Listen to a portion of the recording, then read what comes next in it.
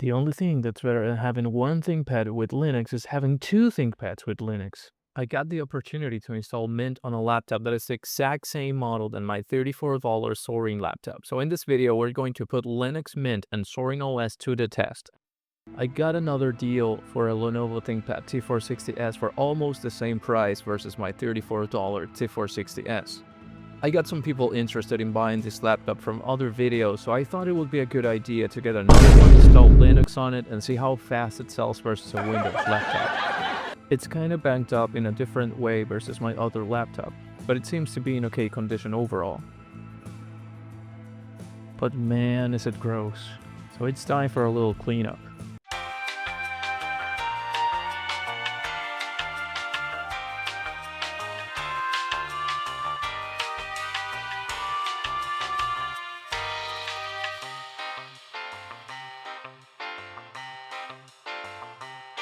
This laptop didn't come with an internal battery, so I had to buy one from eBay. As you can see, the battery light doesn't turn on, and I was afraid it wouldn't boot.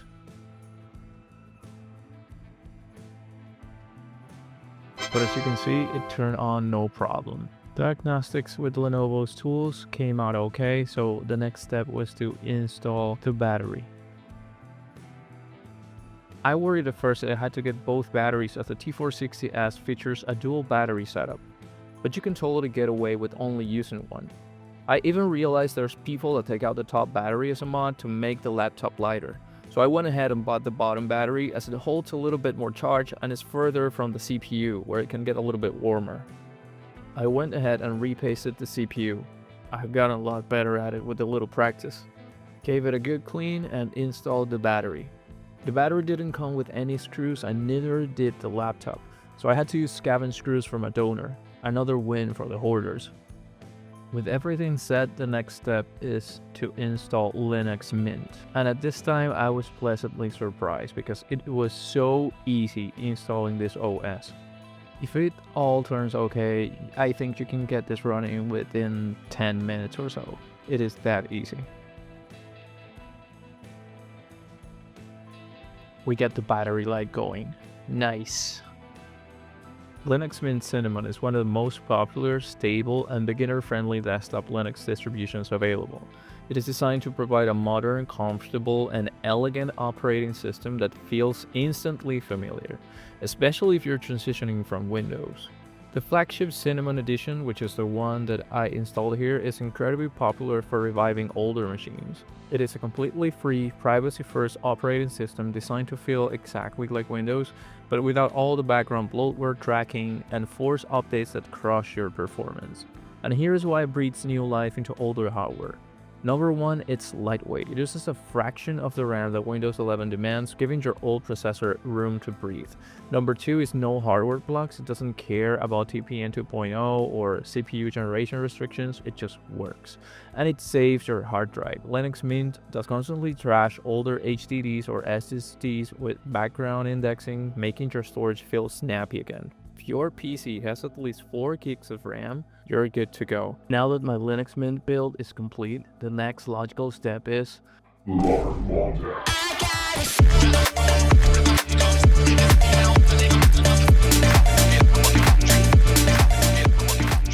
there's when I realized I had two exact laptops with two different OSs, so I figured, why not compare both of them and see which one runs better on this machine? And that's what we're going to do, and we're going to start with the UI. So let's start with familiarity, because for most people, this is the deciding factor.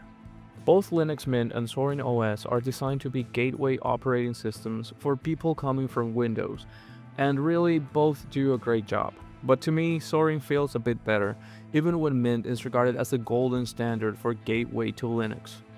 Soaring simply feels more polished. The interface feels modern, the settings are easier to navigate, and a lot of quality of life features are already configured out of the box. Take themes for example. Mint gives you plenty of customization options, but I found the process a little less intuitive. In Soaring, changing the look and feel of the desktop feels much more straightforward. The same goes for the terminal. Soaring immediately shows support for tabs, making it obvious how to work with multiple terminal sessions. Mint can do the same thing, but I had to look up the keyboard shortcut before I even realized the feature existed. Windows users will also feel more at home in Zorin. Common shortcuts like, for example, Win plus L work immediately. Workspaces are enabled by default, and many small details feel familiar from the moment you log in. It's not all one-sided though.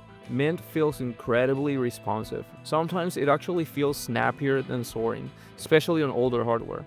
And honestly, that's one of Mint's biggest strengths. Tiling is another area where Zorin pulls ahead. Both operating systems support it, but Zorin's implementation just feels smoother, cleaner, and more polished overall. I also really liked Zorin's application search. If an app isn't installed, Zorin can point you directly to it through the software center from the start menu. Mint requires a few more steps, which isn't a huge deal, but it does make the experience feel slightly less streamlined. Then there's phone integration. Zorin includes it right out of the box, and it's one of those features that just works. You can absolutely set something similar in Mint, but having it ready from the start is just a nice touch. Overall, when it comes to desktop polish, usability, and built-in features, this round definitely goes to Zorin. Now, during testing, I ran into something I wasn't expecting. I have a slightly glitched spare LG monitor where I was testing that only works properly when it's rotated vertically. On Mint, flipping the display caused my primary monitor to go completely black. The system didn't crash or anything, but the issue was repeatable every time. And running the exact same setup on Zorin, everything worked normally. Now, this could be specific to my hardware, and it may already be fixed by the time you're watching this video, but based on my experience, Zorin handled my multi-monitor setup more gracefully, and for that reason, I'm giving Zorin another point for stability. Now, for the main event. Before we start, there's an important disclaimer. These machines are nearly identical, but not perfectly identical. The Zorin system has 12 gigs of RAM, while the Mint system has 8 gigs of RAM.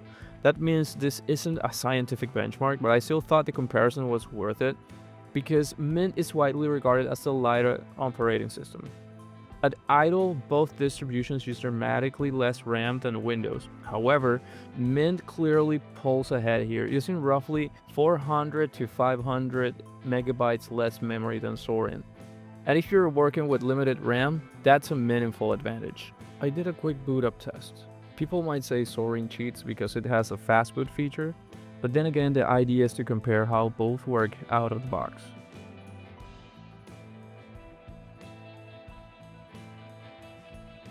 While the sync wasn't perfect there, you can see Mint pulls ahead by a fraction of a second.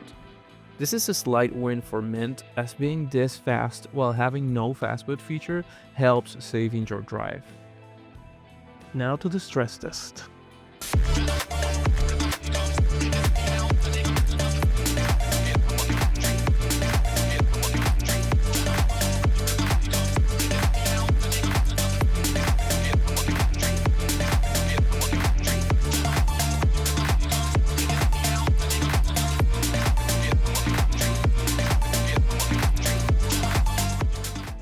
As the browser stress test continues, something interesting happens. While Mint maintains its memory advantage, CPU usage tends to climb faster than on the Zorin system. Now, because these systems don't have identical RAM configurations, I don't want to draw any hard conclusions from that result. But throughout the testing, Mint consistently showed a slightly higher CPU utilization, while Zorin remained a bit more relaxed. In the end, Mint wins on memory efficiency, while Zorin performs surprisingly well considering its heavier desktop environment and additional features. For me, this category ends in a tie.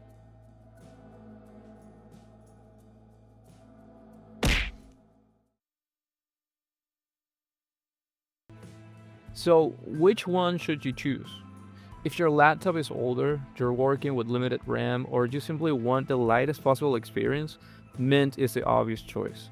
Its XFCE and Mate editions go even further and make excellent options for aging hardware. But if you have enough RAM to spare and just want the smoother, more polished experience, I just pick Zorin.